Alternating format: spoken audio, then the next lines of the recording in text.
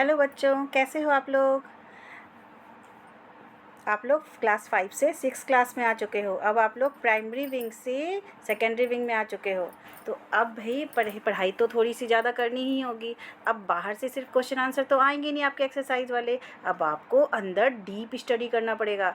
इसके लिए अब हम लोग नई स्ट्रेटजी से पढ़ाई शुरू करेंगे। तो हम लोग चैप्टर 3 साइंस का, जो आपके साइंस के चैप्टर 3 है फाइबर टू फैब्रिक, उसको हम लोग पढ़ाई स्टार्ट करते हैं। ठीक है, और ध्यान से समझेंगे कि चीज़ों को, जो मेन चीज़ें होंगी वो मैं साथ ही साथ में बता दूंगी। बेटा ये मेन चीज़ आप अंडरलाइन लगा लेना अपनी बुक में, साथ ही साथ में वो इम्पॉर्टेंट होंगे आपके एग्ज़ाम के पॉइंट ऑफ व्यू से। ठीक है, तो हम लोग स्टार्ट करते हैं। पहेली and वूजो won the first prize in the science quiz competition held at their school। पहेली और वूजो जो हैं वो उन्होंने किसी साइंस क्विज में जो उसके ही क्लास स्कूल में हुई थी उसमें फर्स्ट प्राइज इन्होंने विन किया है। देखते हैं। देवर very excited and decided to use the prize money to buy the clothes for their parents। वो बड़े खुश हैं और खुश होकर चाहते हैं वो जो प्राइज उन्होंने जीता है जो पैसे के रूप में, वो कुछ उसके लिए, उससे कपड़े अपने पेरेंट्स के लिए खरीदे। चलो बहुत अच्छी सोच है बच्चों की। when they saw a large variety of clothes material they got confused। जब वो मार्केट गए होंगे ना तो उन्होंने देखा होगा कि बड़ी कपड़े तो बहुत सारी वैरायटी के हैं। उन्हें समझ में नहीं आया, वो कंफ्यूज हो गए कि उन्हें क्या खरीदना चाहिए क्या नहीं खरीदना चाहिए। The shopkeeper explained that some clothes or the fabrics were the cotton and some clothes or fabric were cotton and the some were the synthetic। तभी शॉपकीपर ने उन बच्चों को बताया कि बेटा ये जो कपड़े ना, कुछ कपड़े कुछ फैब्रिक्स जो हैं ये कॉटन है कोई, तो कोई सिंथेटिक फाइबर भी है यहाँ पे। ही also had woolen mufflers and the shawls। साथ ही साथ में उस शॉपकीपर के पास में वुल की मफलर भी थी और शॉल भी थी। There were many silk saris as well. साथ ही साथ में उनके पास सिल्क की साड़ियाँ होगी। आपने देखा होगा अपनी मम्मियों को किसी किसी ओकेजन में सिल्क की साड़ी पहनते हुए, तो वैसी साड़ियाँ भी उसके पास थी। Paheli and Boojho felt very excited. They touched and felt these different fabric. वो दोनों बच्चे तो काफ़ी एक्साइटेड थे। उन्होंने क्या किया, सभी को टच किया, हर एक फैब्रिक को अलग अलग तरीके से टच किया। Finally they bought a woollen muffler and a cotton sari. Finally उन्होंने डिसाइड किया कि मैं अपने पेरेंट्स के लिए क्या खरीदूंगा, एक वुलन मफलर खरीद लूँगा और साथ ही कॉटन की साड़ी खरीद लूँगा। यानी कि उसने मम्मी पापा दोनों का ख्याल रखा। ठीक है, तो हम लोग आगे देखते हैं। After their visit to the clothes shop, Paheli and the Wujo began to notice various fabrics in their surrounding। जब उन लोगों ने कपड़े की दुकान से विजिट कर लिए तो पहली उन्होंने और वुजो ने सब नोटिस किया कि भाई हमारे चारों तरफ कितने तरह के फैब्रिक हैं, कितने तरह के कपड़े हैं। They found that bed sheets. उन्होंने दिखा रही है बेड शीट्स जो होता है वो भी है, ब्लैंकेट भी है,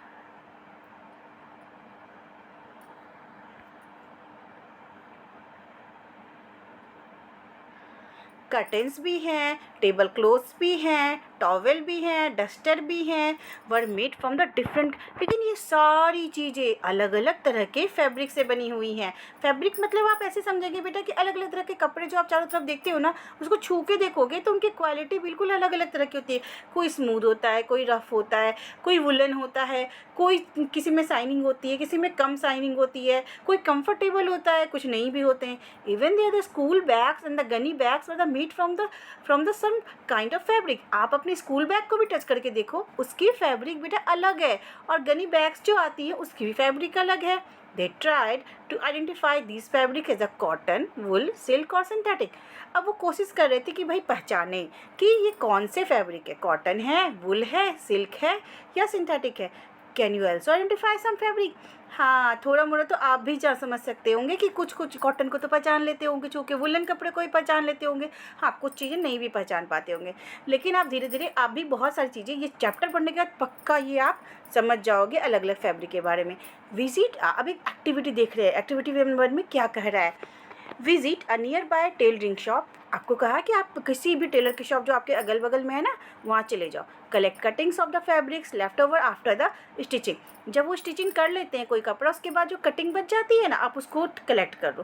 feel and touch each piece of fabric. हर एक पीस ऑफ फैब्रिक को आप क्या करो, फील करो और टच करके देखो। Now try to label some of the fabrics as the cotton, silk, wool और the synthetic. After the asking for the help from the tailor. अब आप क्या करो, थोड़ा टेलर से पूछो कि भैया ये आप बता दो मेरे को, इसमें कॉटन कौन है, सिल्क कौन है, वुल क्या है, कौन से हैं कपड़े हैं, और सिंथेटिक के कौन से फैब्रिक हैं। ठीक है, आप ये आराम से कर सकते हो। Do you wonder what these different fabrics are made of? क्या तुम्हें पता है ये सारी फैब्रिक्स अलग अलग चीज़ों की बनी होती है, और किस चीज़ों की बनी होती है, कहाँ से आता है ये? When you look at the any fabric it seems a continuous piece now. जब आप तुम पूरे फैब्रिक को देखोगे ना तो लगेगा एक कॉन्टिन्यूस सी पीस बनी हुई है, उसमें कुछ लाइनिंग से। Now look at the closely what do you, जब और नज़दीक आँख के पास वो कपड़ों को ला करके आप देखोगे ना, देखोगे वो लाइनिंग कुछ धागे हैं जो आपस में मिल करके ये चीज़ें बनाए हैं। अब एक्टिविटी 2 है, ठीक है, अब हम लोग उसको भी समझेंगे। एक एक्टिविटी तो आपको बोला गया है, ये डायग्राम देखो समझाया गया है। In last view of a piece of fabric, किसी भी फैब्रिक का, ये फैब्रिक होता है क्या, कपड़ा, ठीक है, उस कपड़े का ये क्या है, बड़ा सा पीस बना करके दिखाया गया कि देखो ये कैसे धागे से बने हुए फैब्रिक हैं। फिर से आपको एक एक्टिविटी 2 करवाई गई है। Select a piece of cotton fabric you labelled in the activity. आपने जो वहाँ पे जैसे टेलर की दुकान से कॉटन का कपड़ा लाया था उसको आप पहले सेलेक्ट कर लीजिए, ठीक है।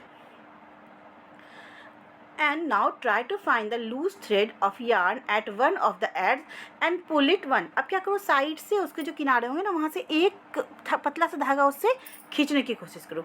इफ़ नो लूज, अगर लूज नहीं है तो क्या करेंगे, देखिए जिस तरीके से इसमें बताया गया है खींचने के लिए, वो देखो खींच रहे कितने अच्छे तरीके से। यार्न्स आर फिजिबल, आप जब देखोगे ठीक से तो उसमें वो पतले पतले धागे दिखेंगे। You can gently pull one out with a pin, और अगर नहीं हाथ से निकल रहे तो आप किसी पिन की मदद लीजिए या किसी निडल की मदद लीजिए। We find that a fabric is made up of the yarns arrange together. हम लोग ये देखेंगे जो फैब्रिक थी ना जो हमने लेकर के आए थे वो पतले पतले धागों से ही मिल करके बना हुआ है, यानी कि यार्न से मिल करके वो सारे को एक दूसरे के ऊपर अरेंज करके लगाया गया है इस तरीके से कि वो एक फैब्रिक बन के रेडी हो चुके हैं। What are these yarns made of? ये यार्न किस चीज़ के बने हुए होते हैं? चलिए देखते हैं आगे। फाइबर, हमारा टॉपिक आया 3.2 फाइबर, जिसमें एक्टिविटी 3 है। पहले हम लोग उसके बारे में पढ़ने वाले हैं। देखिए, take out a yarn from a piece of the cotton fabric. अब क्या करना है आपको, वो जो ऊपर से हमने एक धागा निकाला था यार्न, उसको कॉटन फैब्रिक से निकाल लेना है। Now press one end of the yarn with the your thumb. एक तो देखिए आपके यहाँ पे दिखाया गया डायग्राम में, थंब से आप क्या करना है, ज़मीन पर एक तरफ तो उसको प्रेस कर देना है, ठीक है। उसके बाद क्या कह रहा है, देखिए, scratch the other and of the yarn along its length and with your nails as shown। अब दूसरे हाथ से ना उसको स्क्रैच कीजिए, जैसे इसे थोड़ा सा रगड़ना है आपको हाथ से, जैसा दिखा रहा है डायग्राम में। Do you find that at the इसके अंत में क्या होगा, तो यार्न स्प्लिट्स, इस यार्न जो है जिस धागों से बना वो स्प्लिट हो जाएगा, टूट जाएगा, खुल जाएगा up into the thin strand. धीरे पतले पतले धागे से में वो खुल के रेडी हो जाएगा, like पतला सा रुई जैसा धागा वहाँ पे आपको नज़र आ जाएगा। देखिए जैसा नीचे में डायग्राम में है, ये बहुत अच्छे से क्लियरली दिखाया कि ये खुल रहा है, ठीक है। आगे देखते हैं।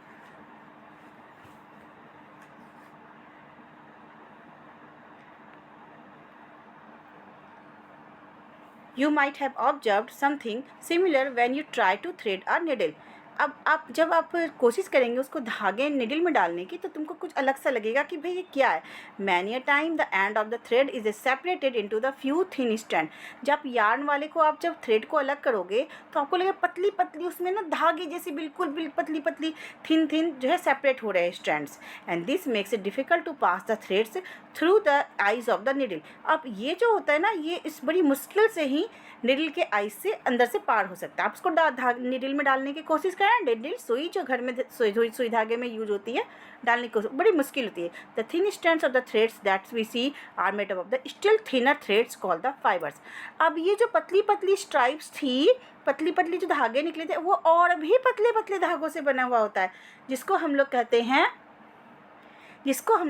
हैं fibres. Fibres are made of yarns.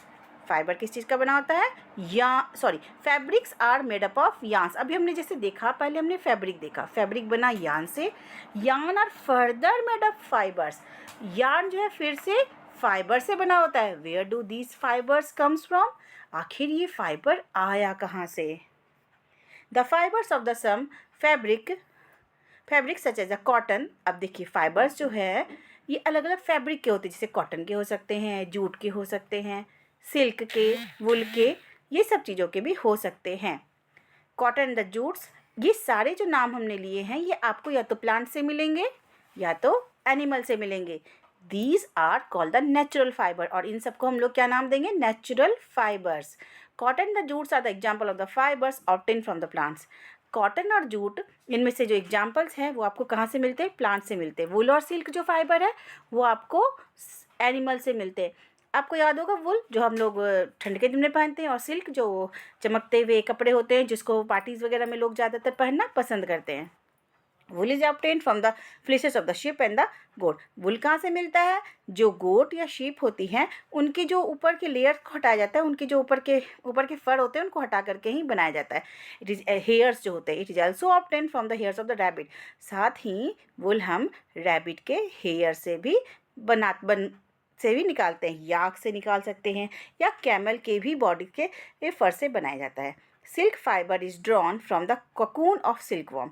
अब सिल्क फाइबर किससे बनता है?